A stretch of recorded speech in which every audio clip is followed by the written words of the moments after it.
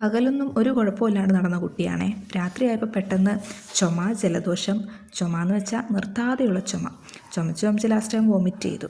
ഇപ്പം തന്നെ രാത്രി 10:30 ഇനിയും ഒരുപാട് ലേറ്റ് നൈറ്റ് ആവണ്ടെന്ന് വിചാരിച്ച് ഞാൻ അവനെ വേഗം റെഡിയാക്കി ഹോസ്പിറ്റലിൽ കൊണ്ടുപോകാൻ വേണ്ടിയിട്ട്. ഹോസ്പിറ്റലിലെത്തി അച്ചുകുട്ടനെ ഡോക്ടറെ കാണിച്ചു. അപ്പം ഡോക്ടർ കുറച്ച് മരുന്ന് എഴുതി ചെക്ക് ചെയ്തിട്ട് പിന്നെ അവനെ നെബുലൈസ് ചെയ്യാൻ വേണ്ടി പറഞ്ഞു. അപ്പോൾ അവനെ നെബുലൈസ് ചെയ്തുകൊണ്ടിരിക്കുകയാണ്. നെബുലൈസ് ചെയ്ത് കഴിഞ്ഞപ്പം അച്ചുക്കുട്ടൻ കുറേയൊക്കെ ഓക്കെ ആയി. പിന്നെ നിർത്താതെയുള്ള ചുമയൊക്കെ അങ്ങ് നിന്നു. പിന്നെ മരുന്ന് വാങ്ങാൻ നിന്ന നേരം ചേട്ടനും അനിയനും കൂടെ ഹോസ്പിറ്റലിന് ചുറ്റും ഓടിക്കളിയായിരുന്നു.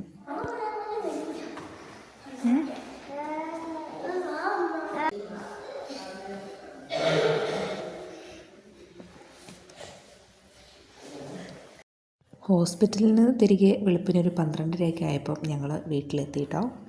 ഇപ്പം സമയം 1:30. ഒരുത്തിന് നല്ല പനി. ഇത്രയും നേരം പനിയില്ലായിരുന്നു, ജലദോഷവും ചുമയും മാത്രമേ ഉണ്ടായിരുന്നുള്ളൂ.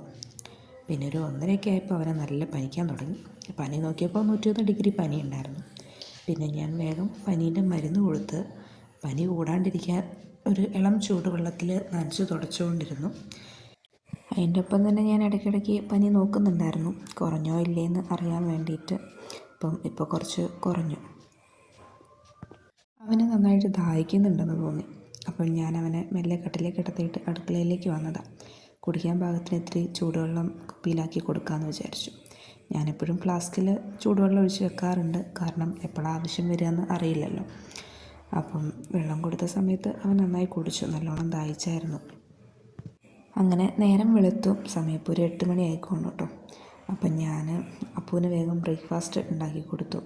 നേരം വെളുക്കാനായപ്പോഴാണ് ഞാനും അച്ചുക്കുട്ടനൊന്ന് ഉറങ്ങിയത്. പിന്നെ ഞാൻ വേഗം എണീറ്റു, കാരണം അച്ചുക്കുട്ടൻ എണീക്കുന്നതിന് മുമ്പ് ഏകദേശം പണികളൊക്കെ ഒന്ന് ഒതുക്കി വെക്കുവാണെങ്കിൽ അത്രയും സമാധാനമായി. അവൻ എണീറ്റ് കഴിഞ്ഞാൽ പിന്നെ ഒന്നിനും സമ്മതിക്കില്ല.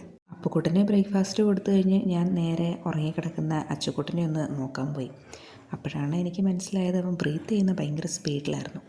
ആദ്യം ഞാൻ കരുതി പനി ഉണ്ടായിരിക്കും, അതുകൊണ്ടായിരിക്കും അവൻ എത്ര സ്പീഡിൽ ബ്രീത്ത് ചെയ്യുന്നതെന്ന്. പക്ഷേ പനി നോക്കിയപ്പോൾ പനി ഉണ്ടായിരുന്നില്ല. അപ്പോൾ എനിക്ക് മനസ്സിലായി, നേരം വെളുത്തപ്പോഴത്തേക്കും തണുപ്പ് കൊണ്ടോ എന്തുകൊണ്ടോ അവന് കഫക്കെട്ട് കൂടിയിട്ടുണ്ടെന്ന് മനസ്സിലായി. പിന്നെ ഒന്നും നോക്കിയില്ല, പെട്ടെന്ന് ഹോസ്പിറ്റലിൽ കൊണ്ടുപോകാമെന്ന് വിചാരിച്ചു. അന്നാണെങ്കിൽ ഞങ്ങളുടെ കഷ്ടകാലത്തിനാന്ന് തോന്നുന്നു, ഒരു സൺഡേ ആയിരുന്നു. ഒരുപാട് ഹോസ്പിറ്റലിൽ വിളിച്ചു, പീഡിയാട്രീഷ്യനൊന്നും ഇല്ലായിരുന്നു. പിന്നെ ഒരു ഹോസ്പിറ്റലിലേക്ക് വിളിച്ചപ്പം 11 മണി വരെ പീഡിയാട്രീഷ്യൻ ഉണ്ടെന്ന് പറഞ്ഞു. നേരെ അങ്ങോട്ട് വിട്ടു. അഡ്മിറ്റാക്കല്ലേ എന്നായിരുന്നു മെയിൻ പ്രാർത്ഥന. കാരണം അപ്പുക്കുട്ടന് ആനുവൽ ഡേ ആണ്, സ്കൂളിൽ വിടാണ്ടിരിക്കാൻ പറ്റില്ല, ഡാൻസ് പ്രാക്ടീസും കാര്യങ്ങളും ഒക്കെ ഉണ്ട്. പക്ഷേ കഷ്ടകാലം എന്ന് പറയട്ടെ, അച്ചുക്കുട്ടനെ അഡ്മിറ്റാക്കി. അഡ്മിറ്റാക്കും എന്നുള്ള വലിയ പ്രതീക്ഷയൊന്നും ഇല്ലാത്തതുകൊണ്ട് വീട്ടിൽ നിന്ന് ഒരു തിങ്സും എടുത്തില്ലായിരുന്നു. അപ്പം ഇച്ചായൻ അത്യാവശ്യം വേണ്ട കുറച്ച് തിങ്സൊക്കെ എടുക്കാൻ വേണ്ടി വീട്ടിലോട്ട് പോയി. ഒരുത്തനിതാ ഇതൊന്നും അറിയാതെ ഇരുന്ന് മിഠായി തിന്നുന്നു. 1 2 3 4 5 6 7 8 9 10. അമ്മേ, ഞാൻ പേടിച്ചു പോയല്ലോ.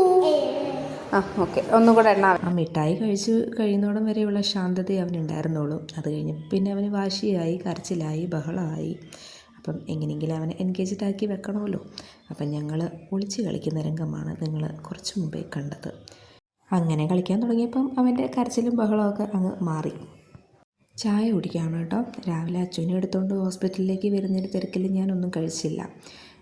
കാര്യം കുട്ടികൾക്കും ഇച്ചായനൊക്കെ ഫുഡ് കൊടുത്തെങ്കിലും ഞാൻ കഴിക്കാൻ നിന്നില്ല. ഞാനും കൂടെ കഴിക്കാൻ നിന്നിട്ടുണ്ടെങ്കിൽ നേരം പോകുമെന്ന് ഓർത്തിട്ട് കാണിച്ചിട്ട് വീട്ടിൽ തിരികെ എത്തുമ്പോൾ കഴിക്കാമല്ലോ എന്ന് വിചാരിച്ച് വന്നു. പക്ഷേ അഡ്മിറ്റ് ആക്കുന്നുള്ള കാര്യം അറിയില്ലല്ലോ. വിശന്ന് കൂറ കുത്തിയോണ്ട് ഞാൻ ചായ കുടിക്കുക.